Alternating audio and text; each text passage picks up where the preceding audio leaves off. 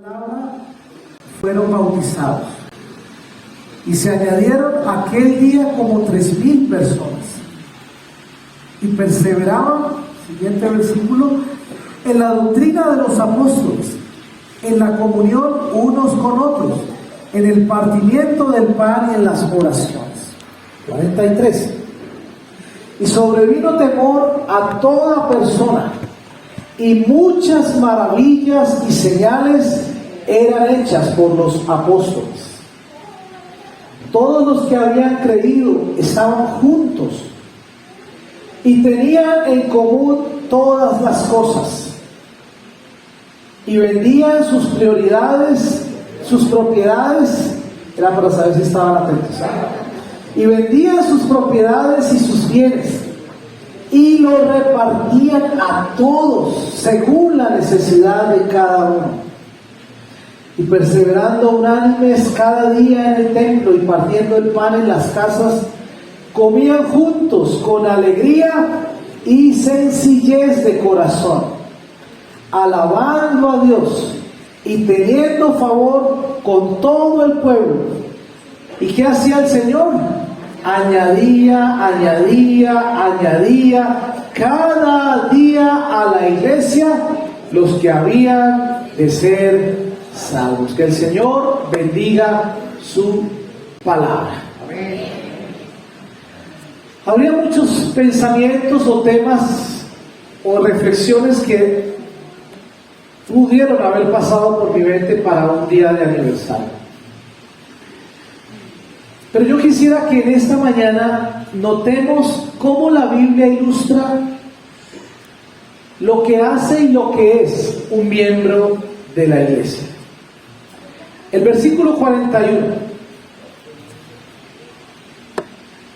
dice: los que habían recibido la palabra eran bautizados, y solo ese día se añadieron a la iglesia como 3,000 personas, como 3,000, puede haber sido un poquito más, un poquito menos, pero como 3,000 personas. Este versículo nos dice quiénes son los miembros de la iglesia. ¿Quiénes son? Los que recibieron su palabra y fueron bautizados. En la Biblia hay una estrecha relación entre recibir la palabra, oír la palabra y practicar el bautismo. Y ese bautismo es como una moneda de dos caras. Por un lado, el bautismo literal. Oído, bautismo literal. ¿Qué es el bautismo literal? Ir a un río, ir a una piscina, ir al mar o por aspersión o a una pileta y ser bautizado en el nombre de Jesús y meterse completamente al agua. Eso es el bautismo literal. Nosotros todos, sin excepción, creo que fuimos bautizados siendo bebés. Pero bíblicamente ese bautismo no tiene significancia. ¿Por qué? Porque un niño no tiene uso de razón cuando tiene 4 meses, 6 meses o 2 meses de nacido. El bautismo es cuando una persona con uso de razón dice: yo acepto a Jesús, sé qué significa la muerte de Cristo en la cruz y por lo tanto quiero vivir para Él, y por eso acepto bautizarme como testimonio de que he reconocido a Jesús. Entonces el bautismo es literal y dice: los que creyeron y recibieron la palabra y fueron bautizados. Pero el otro lado de esa moneda, la palabra bautismo significa incorporarse, meterse hacer parte de, en este caso, la familia de los creyentes, la familia de la iglesia. Es decir, no solo me bautizo en agua, sino que me uno a disfrutar esto que hacemos cada semana: cantar, ser amigos, ayudarnos, etc. A mí me encanta cuando el carrito de mercado que está allá afuera se llena de mercado y en semana alguna familia recibe una donación, un mercadito, una ayuda, porque eso es sentido de familia, sentido de comunidad, sentido de fe. Esa es la comunión de la iglesia. Bautizarnos literalmente, pero también participar de la comunión con otros hermanos. Eso es un creyente, el que recibe la palabra y es bautizado. Y se añadieron aquel día como 3,000 almas, como 3,000 personas. Ahora, el siguiente versículo, versículo 42, nos dice: y estos que se bautizaron y creyeron en la palabra, ¿qué hacían? Perseveraban en 4 cosas, algunos ponen 3. Número 1, perseveraban en las enseñanzas o doctrina de los apóstoles, en la comunión, compañerismo unos con otros, y en el partimiento del pan, es decir, la cena del Señor. Pero en cuarto lugar, las oraciones. Entonces, ¿quiénes son? Los que creen en la palabra y se bautizan. ¿Qué hacen? Participan y perseveran en las enseñanzas, tienen comunión, parten la Santa Cena o Cena del Señor y disfrutan de las oraciones. Lo que somos y lo que hacemos. Ahora, este pasaje nos muestra con mucha claridad lo que somos, los que son y lo que hacen aquellos que son creyentes. La idea es que todo hombre o mujer que ha venido a Cristo sea trasladado a esa vida de comunión con la iglesia y ahí dedicarse a estas 4 cosas. En otras palabras, cuando alguien recibe la palabra de Cristo, es regenerado, es transformado, su estilo de vida es cambiado y viene a ser un discípulo de Jesús. Fue lo que pasó en mi juventud cuando tenía 17 años. Empezaba mi vida de desastre, de desorden, de licor, de otras cosas, y toda la puerta abierta para que mi vida fuese una desilusión para papá y mamá. Pero un día Jesús vino a mi corazón, 20 de febrero de 1985, arrodillado en el pie de mi cama, le dije: Jesús, si puedes llenar el vacío de mi corazón, llénalo, porque la tristeza del divorcio de mis padres no la soporto. Empecé a ir a la iglesia la semana siguiente. Han pasado 37 años. Nunca más me aparté de la iglesia. Por el contrario, me hice misionero. Una misión que iba a ser por 3 meses. Nos fuimos un grupo de muchachos de misioneros a unos pueblos a predicar la palabra. Yo ni sabía mucho lo que estaba predicando porque estaba muy jovencito y muy nuevo. Esa misión ya lleva 36 años a tiempo completo. Esa misión continuó y hubo un llamado firme para mi vida, y si tuviera que volver a repetir mis años de juventud, yo elegiría nuevamente servir a Cristo. Eso fue lo que pasó. Fui regenerado y mi estilo de vida cambió, y desde ese entonces soy un discípulo de Jesús.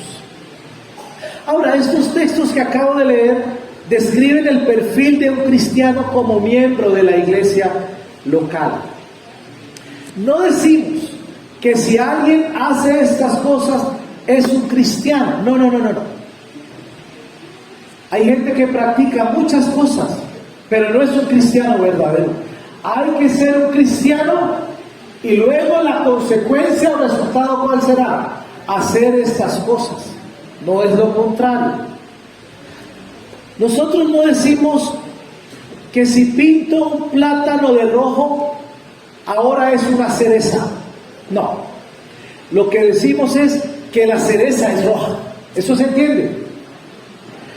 Hay muchos que pueden pintarse de colores y dar la apariencia de que son cristianos. No. El cristiano hace eso.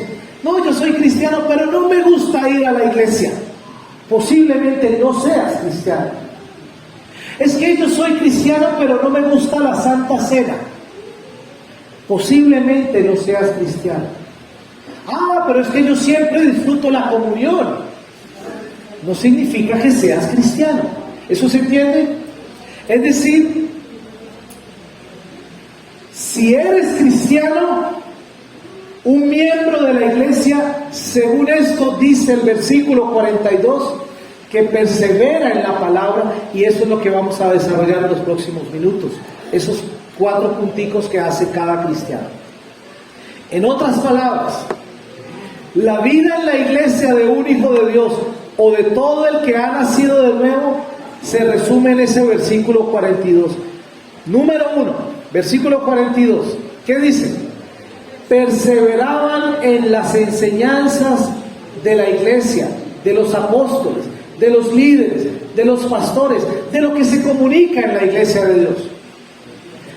Otra versión que tengo dice, se dedicaban continuamente, perseverantemente.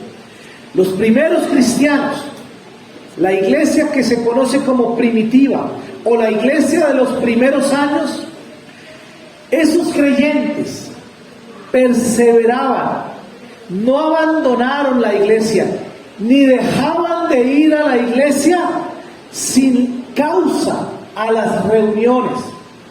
Eran creyentes fuertes, firmes, sin retroceso, sin marcha atrás. Y esos cristianos del primer siglo, cuando se bautizaban, se hacían inmediatamente perseguidos por el régimen, por el gobierno romano, por el imperio romano, porque el imperio romano tenía un rey, un emperador que se llamaba César. Y los cristianos empezaban a decir, ahora tenemos otro rey, y nuestro rey, ¿cómo se llama? Jesús. Y por eso los mataban, porque en este imperio no vamos a permitir que haya otro rey. Aquí el único rey se llama César. ¡Viva César! Ellos decían, no, me voy a bautizar y voy a decir que Jesucristo es mi rey. Y por eso los mataban en la iglesia primitiva. Y ellos perseveraban, se reunían. No tenían razones para no reunirse en el día del Señor, sino que siempre estaban presentes y perseveraban. Hoy en día, muchos creyentes son inconstantes, a veces van, a veces vienen, a veces se pierden, y yo quiero animarte con todo mi corazón a partir de este aniversario. Cada domingo, encuéntrale el valor a ir a la iglesia, porque si no le encuentras valor, otras cosas tomarán ese lugar. Lavar el carro, planchar la ropa, lavar el closet, recoger la cama, darle una buena barrida y profunda a los baños, cosas que todos hacemos. Mi esposa me manda a hacer cosas de esas y a mí me toca hacerlas. Yo lavo baños y de todo, pero nunca los lavo un domingo a las 10 de la mañana.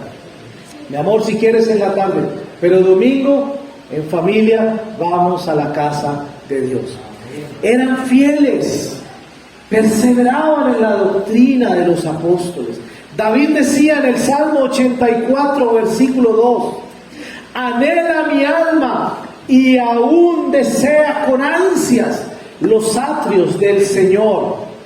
Mi corazón y mi carne cantan con gozo al Dios vivo. El rey David decía, anhela mi alma, llegó el domingo, soy un miembro, voy a la iglesia, disfruto de mis hermanos, escucho la palabra. Eso es el rey David, ilustrándonos de alguna forma el deseo por la casa del Señor. Entonces lo primero que hace el creyente, ¿qué es? Constante, firme, persevera. Y ahí está mi invitación. Mire qué linda la iglesia esta mañana, con ser que posiblemente la mitad no ha venido este domingo, pero no importa, me encanta ver la iglesia así, cuando todos con alegría, los niños participan, hay testimonios, todos compartimos, cantamos, eso alegra el corazón de Dios. ¿Ustedes creen eso? Alegramos el corazón de Dios con nuestra participación activa. En segundo lugar, Un creyente no solo es fiel y firme en las reuniones de predicación, enseñanza de la palabra, sino que nosotros, como creyentes, necesitamos disfrutar de las siguientes dos cosas que dice ahí el versículo 42. ¿Recuerdan lo que decía el versículo 42? La comunión y el partimiento del pan. Lo primero, perseverar. Lo segundo, poniéndole uno solo, comunión unos con otros, y la Santa Cena o el partimiento del pan. Esa palabra comunión es una palabra griega que es koinonía. Es decir, hay que tener koinonía. Y una de las formas de traducir la palabra koinonía es comunidad, comunicación o contribución. Y saltemos al versículo 44 porque ahí nos amplía esa explicación de esa koinonía, de ese compañerismo, de esa comunidad, de esa comunicación que tenían entre los creyentes. Todos los que habían creído, ¿cómo estaban? Juntos, y tenían en común todas las cosas. Más adelante dice que vendían cosas y a nadie le faltaba nada. Pregunto, como lo hice hace una semana o 2 semanas, ni recuerdo. ¿Ustedes creen que en un grupo como este, si a alguien le faltara mercado, entre todos poniendo algo mínimo, podríamos ayudar a esa familia? Y a nadie le saldría muy caro. Una pasta, una harina pan, un kilo de carne, o no sé qué otra cosa. Tenían en común todas las cosas, a nadie le faltaba nada, se apoyaban mutuamente, koinonía, sentido de compañerismo, de apoyo, de comunidad. Todo eso es lo que disfrutamos en la iglesia, y ellos disfrutaban esa comunión y ese compañerismo, y partían la cena del Señor. Para los primeros cristianos era un defecto de comunión cristiana que un miembro eligiera tener comunión con los incrédulos antes que juntarse con los hermanos en la iglesia. Para ellos era un sentido de prioridad. Y también se apoyaban intercambiando ofrendas económicas, actos de caridad, cualquier acto de generosidad con los hermanos, darnos la cola, prestarnos el paraguas. Si usted sabe reparar algo, póngase al servicio del otro, porque en la calle le cobran más caro. Yo te apoyo, yo puedo hacerlo. Mira, a veces uno se le daña la nevera y uno ahí busca una persona y le dice, el motor se le fundió, tiene que comprar el motor nuevo. Pero si un hermano de la iglesia va y se lo revisa, se da cuenta que era un cable pelado, le puso una cinta y se ahorró 500,000 pesos. Ayudarnos, eso es sentido de comunión, de hermandad, y así sucesivamente. Actos de caridad, ayudas mutuas, generosidad con los hermanos. Romanos capítulo 15, el apóstol Pablo, versículo 26, dice, que estudiábamos hace una semana sobre los hermanos de Macedonia. Pues Macedonia y Acaya han tenido bien hacer una colecta para los pobres de entre los santos que están en Jerusalén. Romanos 15, 26. Macedonia y Acaya han tenido bien en hacer una colecta. Era la iglesia unida de toda una región. Se juntaban alimentos para los más necesitados de la iglesia de Jerusalén. Entonces, ¿qué hace un cristiano? Persevera en la doctrina, en la enseñanza, en las reuniones donde se predica y hay enseñanzas de la palabra. ¿Qué más hace? Disfruta de comunión, compañerismo, koinonía, comunidad, cena del Señor. Y tercero, lo que hacen es disfrutar la cena del Señor si lo pusiéramos como algo aparte. Algunos, escuche bien, ponen comunión y partimiento de pan como la misma práctica. La cena del Señor es una de las principales prácticas de la iglesia. De hecho, Jesús nos dijo que era una de sus ordenanzas. Está escrito por el apóstol Pablo que hay que hacerlo y hay que participar de la cena. Así que cuando digamos, ¡hey, hay cena del Señor!, si usted es un verdadero creyente, usted debe estar. Habrá cosas de fuerza mayor, obviamente, yo lo entiendo. Por ejemplo, en el último bautismo que hicimos aquí, que lo hicimos allá arriba en el Alto de los Criollitos o por allá, yo no pude estar en el bautismo. ¿Por qué? Porque estaba tendido en la cama con COVID. Pero la iglesia no se paró, hubo bautismos. Porque el bautismo y la cena del Señor son actos de mucho valor para la iglesia. Y allí debemos cada uno de nosotros estar y participar. Debe seriamente ser considerada en nuestra vida para beneficio espiritual la cena del Señor. Y lo último que dice Hechos 2:42 es que estos creyentes, además de que perseveraban en las enseñanzas, en la comunión unos con otros, en el partimiento, ¿en qué más participaban y disfrutaban? En las oraciones. Mire qué lindo. Compañerismo y todas las cosas que hacemos en la iglesia sin participar en las oraciones deja un vacío de la presencia de Cristo. Son las oraciones lo que le dan el sentido de piedad, el sentido de fe. Son las oraciones lo que hacen. Por ejemplo, en días pasados hicimos la parrillada de parejas allá en el rancho de Esteban. Estábamos todas las parejas y comimos. Si no tiene el sentido espiritual de una oración, de un compañerismo bíblico, es una parrilla más como la hacen todos los mortales de San Cristóbal. Lo que hace la diferencia es que la oración, la comunión espiritual. Ahora, no sé si ustedes han escuchado, es que nuestra comunidad fue censada. ¿Qué significa? ¿Cuántos fueron censados? Si por aquí pasó el censo, ¿a cuántos censaron? A todos. Un censo abarca a todos. Una comunidad abarca a todos.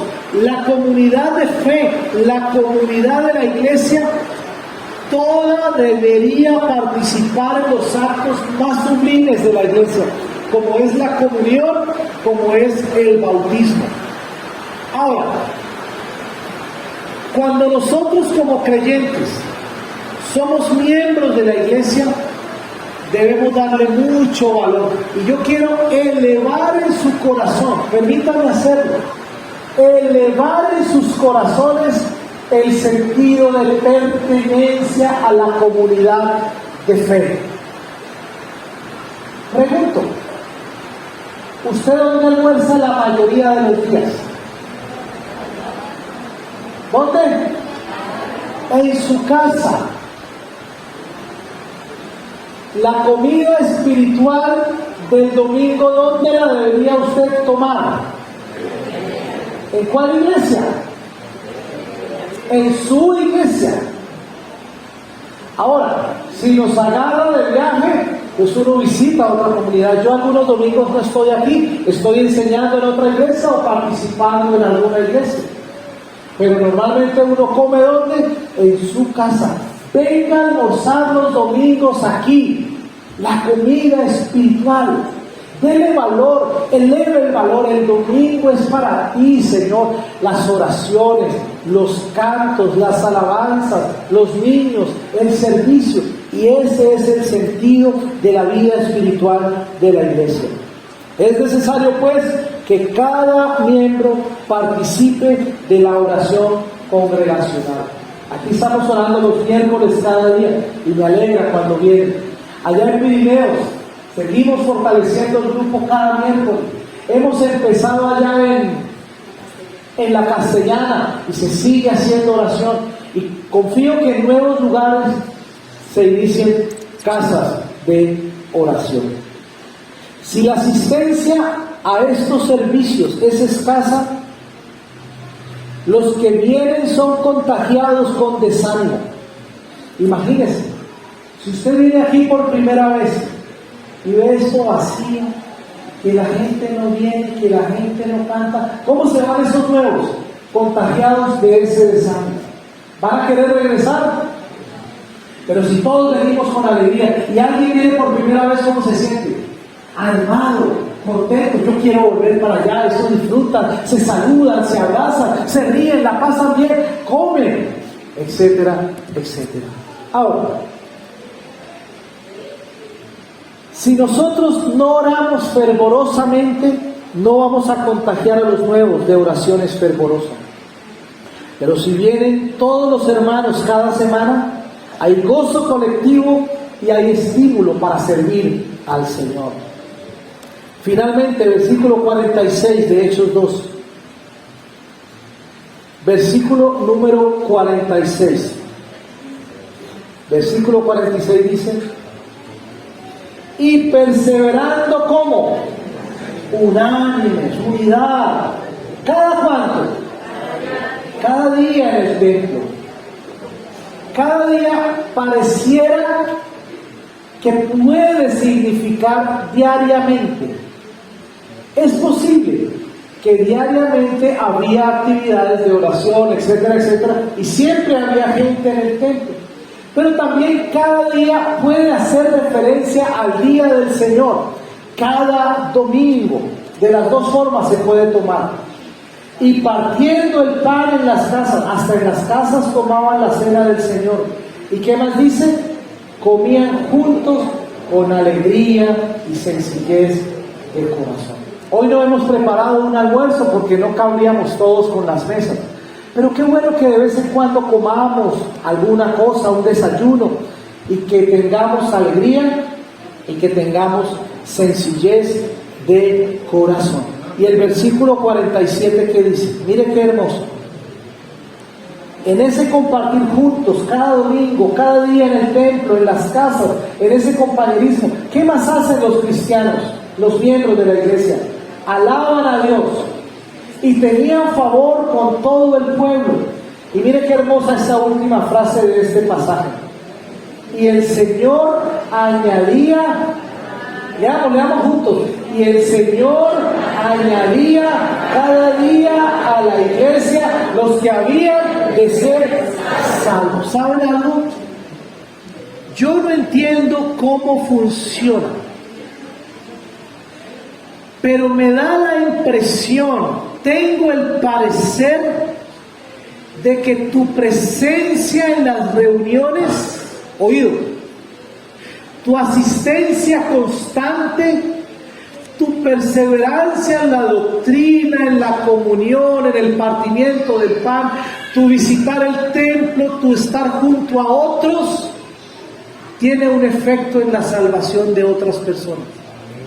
Tengo la impresión de que cuando hacemos todo lo que dicen los anteriores versículos y somos verdaderos miembros, verdaderos creyentes, Dios hace su parte. ¿Cuál es su parte? El Señor añadirá cada día a la iglesia los que han de ser salvos. Pregunto, ¿es importante tu asistencia? ¿Es importante ser un miembro consagrado, firme y constante? Cuando tú no vienes, la iglesia queda, como diría alguien, flocha. ¿Se entiende esa palabra?